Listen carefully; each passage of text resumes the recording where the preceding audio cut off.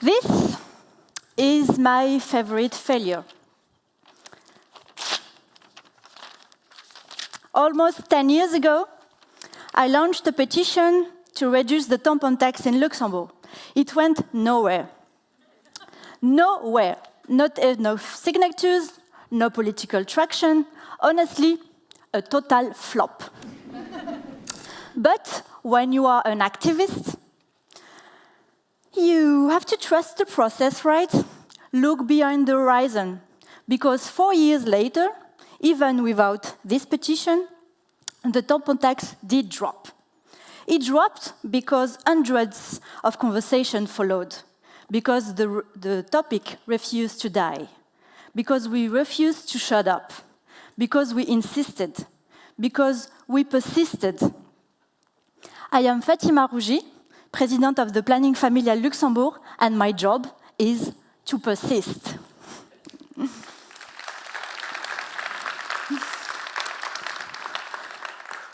This petition, this failure, taught me something essential.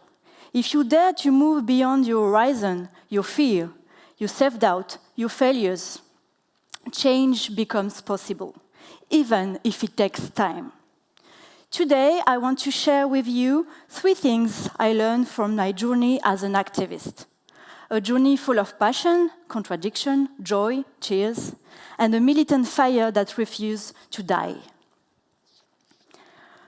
I was born in Morocco, raised in Corsica, educated in France, and somehow landed in Luxembourg. 4 places, 4 cultures, 4 versions of me. Each one added a layer, a new language, a new identity, a new lens on the world. For years, it confused me. Now it gives me perspective. People often think their origins limit them. They don't. Your origins are not a box. They're a standpoint, a place for which you can see more horizons than most. Being Moroccan made me understand silence. Being Berber and Corsican taught me rebellion. Being French taught me protest. And gave me that amazing and beautiful French accent. Being Luxembourgish taught me dialogue.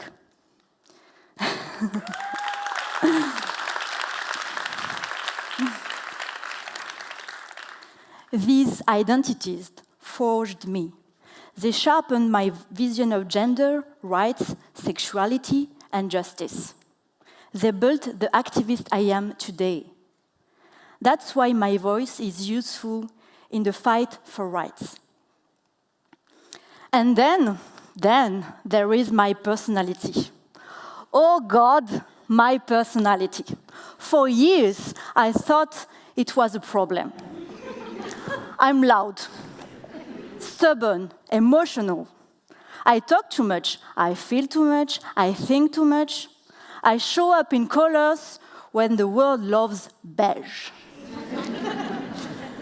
But here's what I realized. Everything people try to tone down in me, everything I was told was too much, everything I was told to hide, soften, control, in activism, they are superpowers. Loud, I speak for those who can't. Give me a megaphone and I am a rock star. Think too much, I see what others miss. Stubborn, I don't quit, ever. Emotional, I feel injustice like a punch, and I punch back with arguments. Impatient, I don't want for permission to move. Colorful, I bring joy into spaces that worship beige and gray.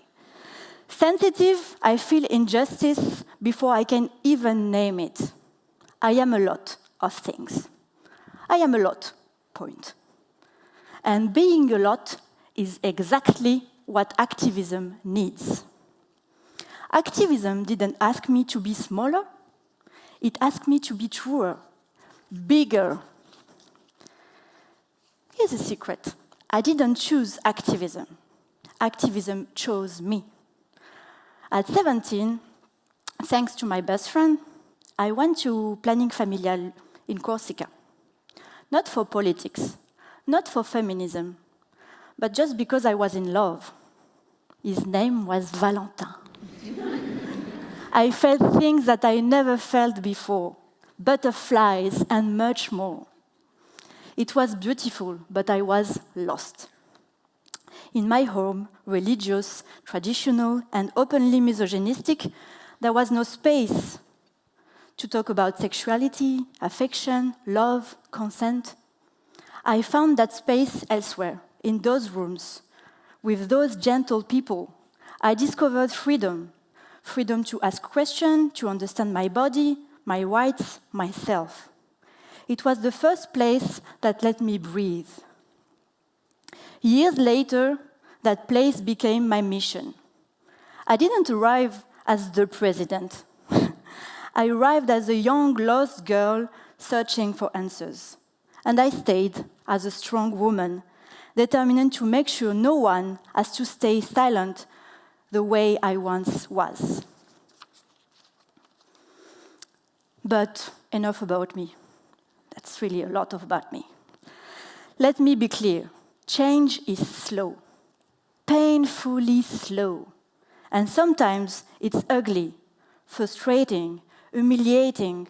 Change is never immediate.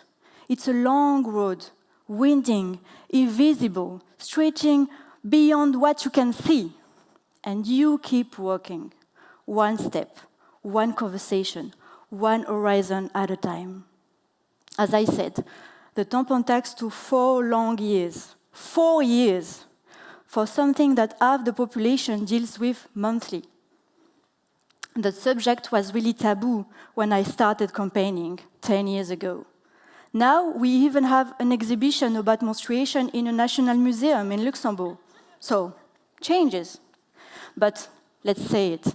If men were bleeding, the world would be evolving already, right? Yeah. Abortion is another example. In Luxembourg, the evolution of abortion rights show exactly what trusting the process means. For decades, the law was extremely restrictive. But step by step, things move, thanks to people like me.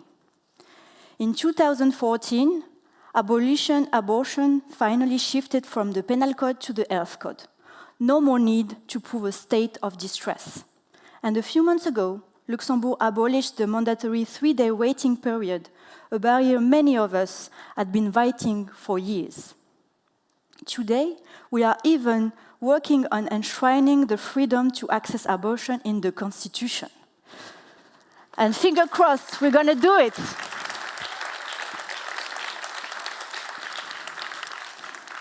And contraception. Since 3 years, almost all methods are reimbursed 100%, thanks to Planning Familial. We also provide them for free to those in need, so cost never blocks choice. None of this happened overnight. Years of advocacy, office visits, opposition, dismantling fake news, explaining again and again that sexual health is just health. That's... Thank you.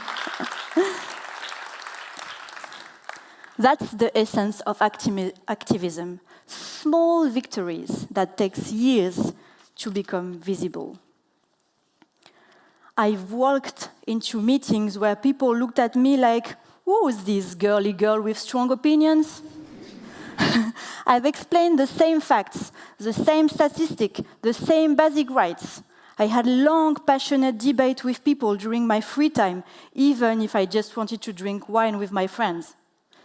I cried in front of my computer, tired and unmotivated, collecting data, writing hundreds of press releases, writing the same emails again and again, explaining the same basic rights over and over again.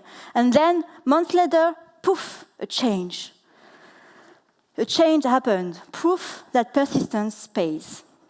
Slowly, but surely.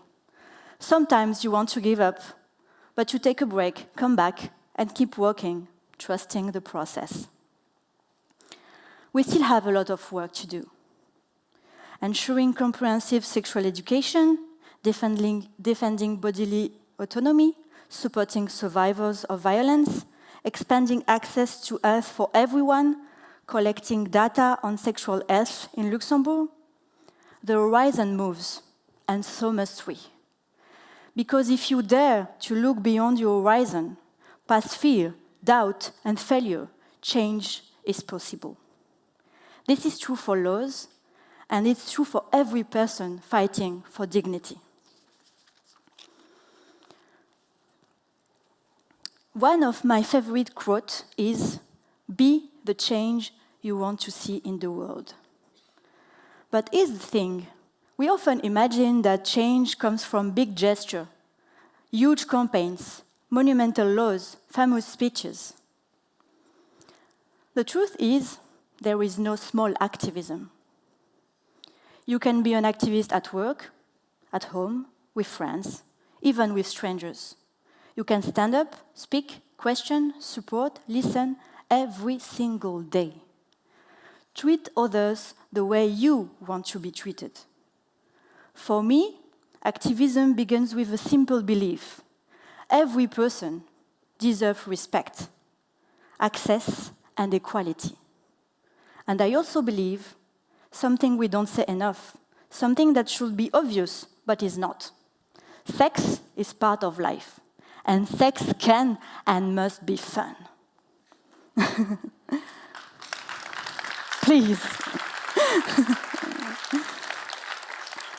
No one should feel shame for wanting a sexuality that is healthy, free, informed, and yes, pleasurable. Not because an organization promotes it, but because pleasure, safety, and dignity are basic human rights. I believe every person should be able to make free, informed, responsible decisions about their own body, no matter who they are, where they come from, what they believe, or how they identify. And I believe support should be offered with dignity, especially when someone is vulnerable, confused, and hurt. Because real freedom means safety for those who are too often judged.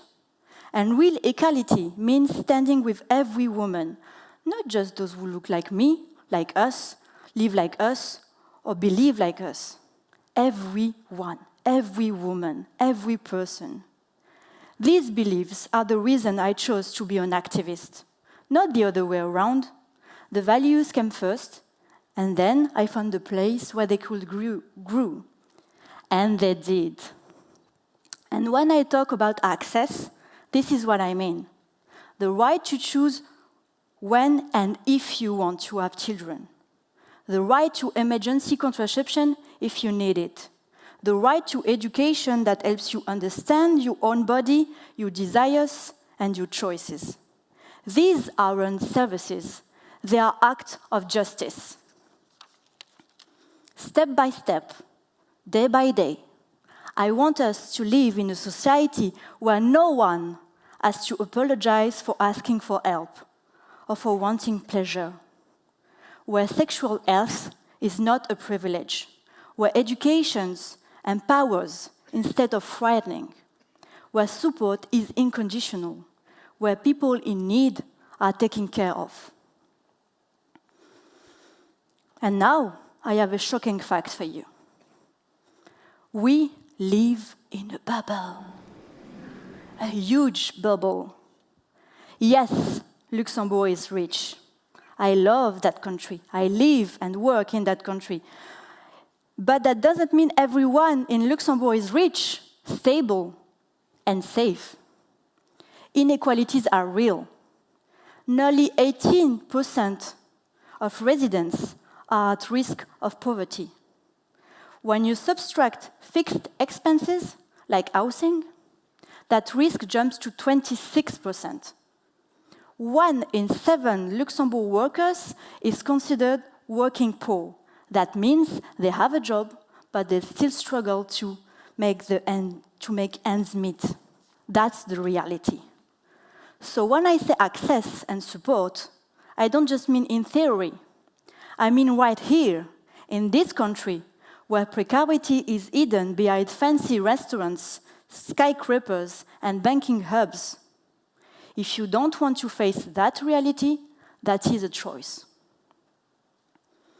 And please, don't tell me that we don't need feminism anymore. Watch the news, open your eyes, and get back to me.